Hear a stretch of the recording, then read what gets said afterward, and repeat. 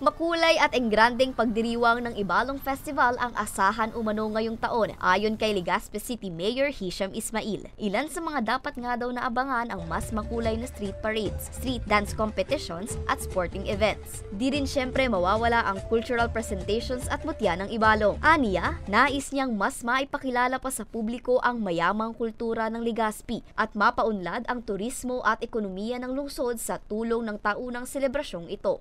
Kung sugunta tabi ang mga programa ta pag-abot sa turismo, we are going to have our Ibalong Festival this coming August 21 up to September 6 and you'll be surprised. Kinumpirma din ng opisyal na naimbitahan nilang mag-perform ang P-pop group na BINI. Talagang magayon ang mga satuyang papailingon ng mga programa as in mga cultural events and we are going to show them kasi we are going to share our culture. Lalong-lalo na ang Ibalong, syempre yan po ang satuyang pinagmamalaki digdi sa tuyang syudad.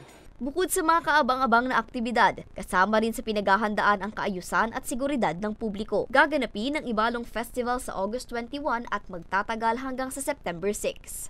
Para sa mga balitang Tatak, Bicol, Angeline Dagta.